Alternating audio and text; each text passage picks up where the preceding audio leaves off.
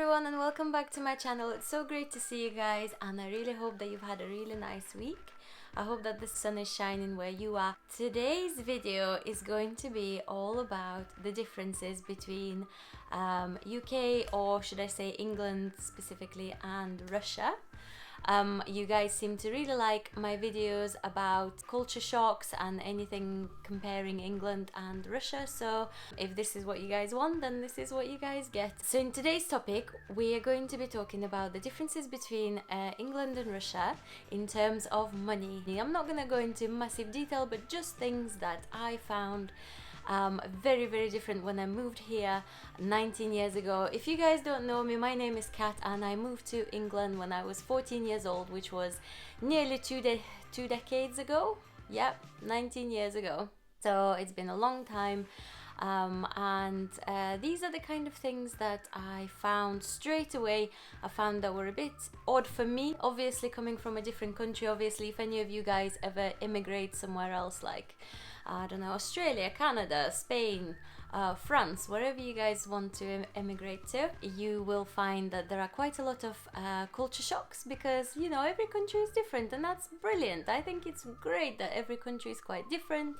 Otherwise the world would be really boring if everybody was exactly the same. So in today's video we'll be talking about money.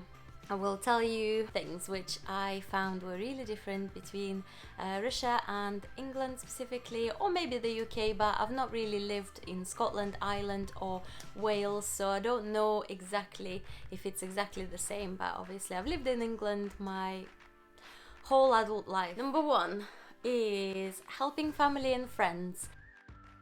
The one thing that I noticed straight away when we moved is in England, if anyone's helping you, it could be friend or even a member of the family, maybe not close family, maybe distant family.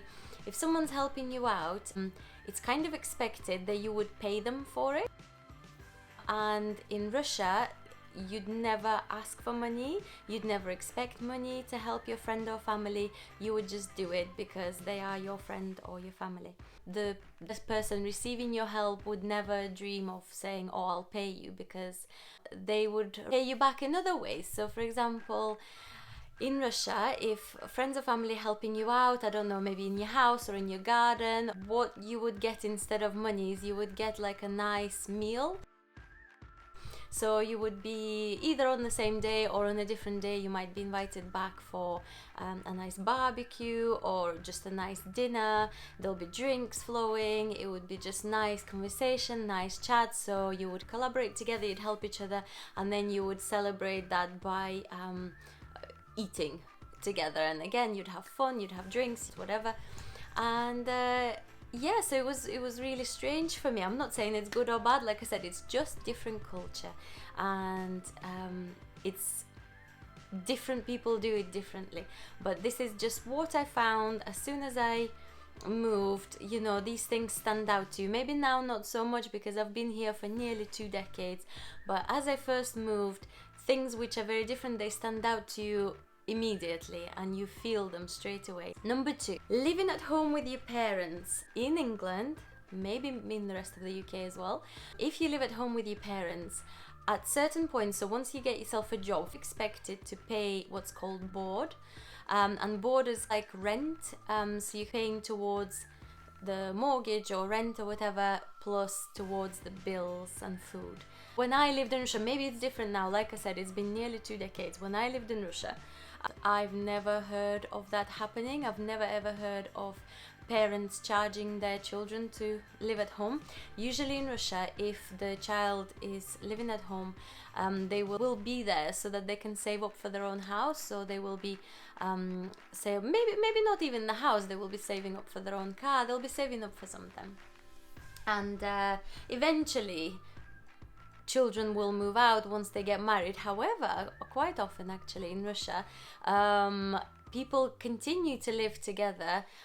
2-3 generations, they'll continue to live in the same house, only because it's, you know, the wages in Russia are not so big. For most people, obviously you see around the world there are plenty of Russian millionaires, billionaires. I don't know how they get their money, but for the majority of Russian people, they don't have that much money to be able to buy a house. I know that now the mortgages are as popular as here, and people obviously go and get themselves a mortgage, buy themselves a flat or whatever. Back in the day, a couple of decades ago, you would continue to live with your parents until, for example, your grandparents died and you got the house from your grandparents. So basically the homes would be passed down from generations, so either from grandparents or from parents, and until you got a house from somebody, you would continue to live with your parents. I never got to the stage where I was a full-grown adult with family living with parents, so I don't know if then they would obviously split the bills, split the food, probably. But if you're in your late teens, early 20s, you definitely would not be expected to pay to live with your parents. So when giving somebody a lift in Russia, remember we would give them a little bit. We would give like a couple of rubles just for fuel. So you would, if somebody gave you a lift in Russia, you would either not pay them at all because they might be offended by you offering them money, or they would expect you to pay just towards the fuel itself. Now in England I had a slightly different experience, obviously not every time, so don't take this as every single person do this in England, but I have experienced sometimes where a friend, or I thought was a friend, would offer me a lift somewhere, and instead of wanting just the petrol money, they would actually expect me to pay them as if they were a taxi. So a friend of mine offered to take me to the airport once. We agreed on a price, so basically I said, oh, so it's this many miles, it's probably going to cost you this much, are you happy if I give you this much? And he said yes, that was fine. And then when he actually arrived to give me a lift, without saying anything beforehand, I was already ready with my bags and everything, ready to go to the airport. He said, oh, actually, I've decided that you need to pay for my time as well. So he charged me, I think, 3 times more than what we agreed. And obviously I couldn't say no, I was going to be late if I said no to him and ordered a taxi, whatever. So I found that was quite awkward and weird, because like I said, if I'm a friend and I'm giving somebody a lift who's a friend of mine or a colleague or somebody, I would only charge for fuel, only for fuel. If I was going there anyway, I might not charge at all, but I would definitely never charge somebody for fuel and my time. I'm not a taxi, so it's so that was something that was very different for me, threw me off a little bit when that happened. Another thing that I found really strange, because obviously I moved here when I was 14, so technically I was still a child, so I was doing lots of chores around the house in Russia because that was my house, I was living in it, you know, I was helping my parents. So if I was doing chores, I would always do them for free, and that's in Russia, that's what happens. Children do chores because they just want to be helpful. But in England I've noticed straight away as soon as I arrived that children expect to be paid. Obviously I guess it's nice that you, as a kid, you're getting some money. It's just different. That's how we did it in Russia. You would just help out just to be helpful. Here you'd help out to get some money, so you'd get something for it. But I don't know if it's good to teach your kids to only do things because they'll get something for it. I don't know. I guess it teaches them about money and teaches them about earning money. I don't know how I feel about it. I mean, probably, I guess it's a good thing. I don't know, because I used to do a lot of chores in Russia, and you know, I would literally wash the floors, do all the dusting, do all the tidying, wash up. And to say that I went to school 6 days a week, not 5 days a week. So my only day off was Sunday. And I remember, I think it was either Saturday night or Sunday, I would have to do all these chores as well. So I basically felt like I didn't really have like time to just do kid stuff. So maybe, I guess it would have been nice to have some money, but I understood that we didn't have much money. And I didn't want to even think about asking for money to do something in my own house. So I just did it just to help out, and because I understood that it needed to be done, that's all. Number 5 is it's quite common in Russia to discuss money, to discuss how much you're getting paid, how much you paid for your house, how much something costs. I'm not really sure why. I don't know. We just seem to be a little more open about it. We just ask each other these questions without being offended, and we share this information both ways. So it's not like we ask them but then when they ask us, we wouldn't say anything.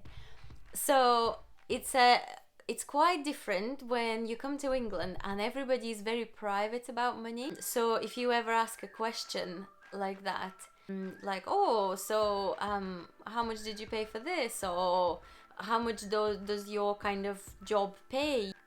Everybody discusses things like that in Russia freely, from what I remember, and even now, because I still stay in touch with a lot of my friends from school, and they feel quite free to ask me, oh, how much are you earning, oh, how much was your house, and I will ask them exactly the same back, and they will answer.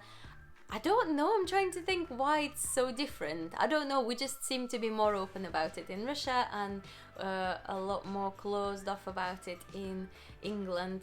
People get quite offended with questions like that, which after 2 decades, I understand.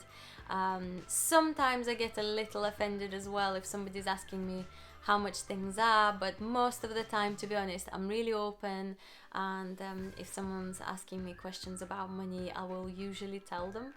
So that's quite different as well. That's a personal experience. I'm not sure if everybody else experiences that, but that's what I found that was quite interesting and different. That's it for this video. Thank you so much for watching. I hope to see you in my next one. Thank you again for watching my videos, commenting, liking my videos, subscribing to my channel, and for sharing my videos as well. It's so great to have you guys here. I'm really appreciative of every single one of you as my subscribers. I hope to see you guys next time. Bye!